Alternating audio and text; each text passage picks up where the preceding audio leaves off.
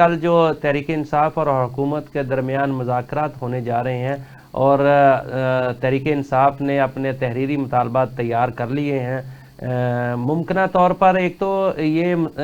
مطالبات کیا ہو سکتے ہیں، اور دوسرا یہ بتائیے گا کہ کیا کوئی جلد اس کا کوئی نتیجہ اخذ ہو سکتا ہے جو مذاکرات کا ڈول ڈالا گیا ہے؟ دیکھیے میاں صاحب، یہ تو بڑی اچھی بات ہے کہ مذاکرات ہو رہے ہیں جی، اور حکومت کی یہ مطالبہ تھا کہ یہ تحریری مطالبات پیش کیا جائے پی ٹی آئی کی طرف سے، جی، اور پی ٹی آئی یہ سمجھتی تھی کہ ہم جو مطالبات لے کے سامنے آئے ہیں ان کو تحریر میں لانے کی ضرورت نہیں ہے، بڑے واضح سے مطالبات ہیں۔ جوڈیشل کمیشن کی وہ بات کر رہے تھے، جن قیدیوں کی رہائی کی وہ بات کرتے ہیں، پی ٹی آئی ان کو سیاسی قیدی کہتی ہے، حکومت انہیں مختلف مقدمات میں ملوث سمجھتی ہے، جی، اور جس میں 9 مئی کے کیسز جو ہیں وہ بھی شامل ہیں۔ اچھا، اسی طرح سے پی ٹی آئی کا ایک مطالبہ 9 مئی سے ہٹ کے پھر یہ بھی ہے کہ 26 نومبر کے جو واقعات ہوئے اس کی جوڈیشل انکوائری ہونی چاہیے۔ سو جوڈیشل کمیشن کے قیام کا جو مطالبہ ان کا پہلا بنیادی مطالبہ بن گیا ہے۔ جی، اس سے پہلے ہمیں اور آپ کو سب کو ہمیں معلوم ہے کہ پی ٹی آئی کا جو بنیادی مطالبہ تھا، جہاں سے وہ بات کرنے کے لیے تیار ہی نہیں تھے اسے ہٹ کے، جی، وہ مطالبہ یہ تھا کہ ہمارا مینڈیٹ واپس کیا جائے۔ لیکن اب مینڈیٹ واپسی کا مطالبہ شاید اب جو ہے وہ کافی پیچھے چلا گیا ہے، بالکل ایسے یا پھر جب کبھی اس پہ بات ہوگی تو تب جب وہ مذاکرات آگے بڑھیں گے، مذاکرات آگے بڑھنے کی صورت میں پھر جا کے یہ مینڈیٹ والا مطالبہ جو ہے، قائم تو ہے پی ٹی آئی اس پر، لیکن آپ یوں سمجھ لیں کہ پی ٹی آئی کا کور ایشو یہ نہیں رہا، بلکہ اب کور ایشو ان کا ہے جوڈیشل کمیشن کا قیام اور 9 مئی اور نومبر کے واقعات کی تحقیقات۔ اب میرا اپنا یہ خیال ہے کہ حکومت کو اس پہ کوئی ایسی پرابلم نہیں ہونی چاہیے کہ جوڈیشل کمیشن بنا دے۔ 9 مئی کے کیسز اپنی جگہ پہ چلتے رہیں، انہیں چلتے رہنا چاہیے اگر حکومت سمجھتی ہے۔ وہ تو سپریم کورٹ دیکھے گی کہ کیا یہ کیسز جو ہے ملٹری کورٹس میں چلنے چاہیے یا انسداد دہشت گردی کی عدالت میں یا عام عدالتوں میں یا خصوصی کوئی عدالتیں قائم کی جائیں۔ یہ تو سپریم کورٹ کا جو ریسٹرکشن بن گیا، لیکن باقی جو چیزیں ہیں ان میں میرا پھر یہ خیال ہے کہ اگر آپ حکومت بھی اگر کہیں سیاسی مفاہمت چاہتی ہے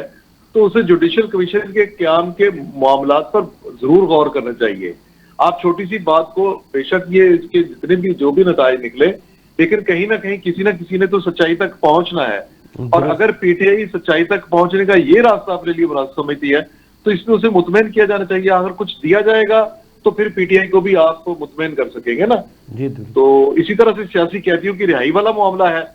تو بانی پی ٹی آئی بھی سمجھتے ہیں کہ ان کی پارٹی کے وہ لوگ جو 9 مئی کے واقعات میں جنہیں ملوث کیا گیا بنیادی طور پر وہ سیاسی قیدی ہیں۔ اب ان میں سے بہت سے لوگ تو وہ ہیں جن کو شاید سزائیں بھی ہو گئی یا ان کے کیسز جو ہیں وہ کسی فیصلہ کن پوزیشن میں چلے گئے ہیں۔ تو یہ ایشو وہ ہے جہاں پہ شاید ان کی انڈرسٹینڈنگ نہ ہو سکے، مجھے یہاں رکاوٹ نظر آ رہی ہے۔ اسی طرح بانی پی ٹی آئی کی رہائی کے بارے میں وزیر قانون نے کہا کہ وہ ایک ایگزیکٹو آرڈر کے ذریعے رہائی چاہتے ہیں جسے حکومت اب این آر او سمجھ رہی ہے۔ سو این آر او کی پی ٹی آئی بھی مخالفت کرتی رہی، لیکن بہرحال دیکھیے ملک اور قوم کا فائدہ میاں صاحب اس میں ہے، ہم چاہیں نہ چاہیں کہ یہ سیاسی بحران انتشار ختم ہونا چاہیے۔ اس کے لیے اگر دونوں فریقین جو ہیں یہ ٹیبل پہ آئے ہیں تو اس میں انہیں محض وقت نہیں گزارنا چاہیے کہ یہ اپنا وقت گزارتے رہیں، ویسٹ کرتے رہیں، بلکہ ٹائم، اور پھر قوم پوری کو ایک ہیجان میں رکھیں، ایک ذہنی انتشار میں رکھیں۔ ان کو مذاکرات کو فیصلہ کن بنانے کے لیے کوشش کرنی ہوگی۔ ابھی ہم سمجھتے ہیں کہ پاکستان کے نہ تو معاشی بہتری کی طرف چلا ضرور ہے، لیکن نہ تو پاکستان کا معاشی بحران ختم ہوا ہے، اور معاشی بحران جڑا ہوا ہے سیاسی بحران سے۔ اگر ملک میں افراتفری ہوگی سیاسی طور پہ تو معاشی بحران موجود رہے گا، آپ کی معیشت ترقی نہیں کر سکتی۔ اسی طرح دہشت گردی سے نمٹنے کے لیے بھی آپ کو سیاسی طور پہ بہت ہی زیادہ افہام و تفہیم کی اور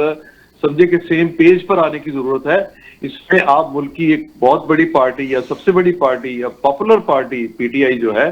اس کو حکومت اپنے سے دور نہ رکھے۔ یہی اس میں حکومت کی بہتری بھی اسی میں ہے اور ریاست کی بہتری بھی اسی میں ہے، اور یہ ڈائلاگ کو ہے جو ہے اس کو نتیجہ خیز بنانے کی کوشش کرنی چاہیے۔ ٹھیک۔ اچھا فاروقی صاحب، میرا اپنا بھی ایک چھوٹا سا تجزیہ ہے۔ میرا خیال ہے کہ حکومت اور تحریک انصاف کا ان نکات پر مکمکہ ہو سکتا ہے کہ تحریک انصاف جو ہے وہ احتجاج کا راستہ جو ہے وہ ختم کر دے اور حکومت کو وقت پورا کرنے دے، حکومت کو ڈسٹرب نہ کرے، اور اس کے عوض جو ہے وہ حکومت جو ہے وہ بانی پی ٹی آئی کی رہائی کا راستہ بھی جو ہے وہ دے سکتی ہے، اور ان کے سیاسی قیدی بھی رہا کیے جا سکتے ہیں، ریلیف ان کو مل سکتا ہے۔ لیکن وہ صرف جس وجہ سے ڈسٹرب ہے حکومت، وہ اس پہ وہ ان کی گارنٹی چاہتے ہیں کہ آپ جو ہے احتجاج کا راستہ ختم کر دیں۔ تو کیا اس پر آپ سمجھتے ہیں کہ اگر یہ تحریک انصاف یہ مطالبات ان کے مان لے حکومت کے، اور حکومت ان کو جو ہے وہ رہائی دے دے، تو معاملہ طے پا سکتے ہیں؟ دیکھیے، دو بنیادی مطالبات اس وقت جو ہے نا،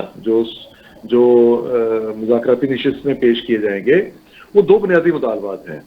اور اس کی وضاحت پی ٹی آئی کے جو سیکرٹری اطلاعات ہیں شیخ وقاص اکرم، انہوں نے بھی کر دی، اور ان کے مطابق یہ ہے کہ جو تحریری مطالبات میں پہلا یہ ہے کہ بانی پی ٹی آئی اور تمام سیاسی قیدیوں کو رہا کیا جائے، اور دوسرا مطالبہ 9 مئی اور 24 نومبر کے جوڈیشل کمیشن کا قیام ہے۔ اب انہوں نے اس پہ مزید تھوڑی سی سختی سے بھی بات کی ہے، انہوں نے کہا کہ حکومت نے اگر، یعنی کل جو مذاکرات ہونے والے ہیں، اگر اس میں حکومت ہمارے مطالبات سے متفق نہیں ہوتی تو مذاکراتی عمل ختم ہو جائے گا۔ اچھا، میں نہیں سمجھتا کہ یہ جو وزیر سیکرٹری اطلاعات جو کچھ کہہ رہے ہیں پی ٹی آئی کے، وہ کچھ ان کی بات کو حتمی سمجھا جائے۔ مذاکراتی عمل کو ایک دن میں آپ اگر ختم کر دیں گے تو پھر تو مذاکرات تو پھر آپ ایک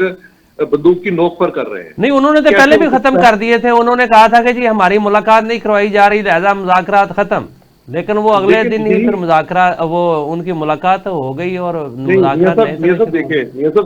صاحب دیکھیں، یہ سیاسی میچورٹی کا ثبوت دینا ہوگا دونوں کو۔ صحیح، آپ یہ نہیں کریں کہ آپ مطالبات کو بچوں کا کھیل بنا لیں کہ آج ہم نے ختم کرنے کا اعلان کر دیا، کل پھر آپ آمادہ ہو گئے۔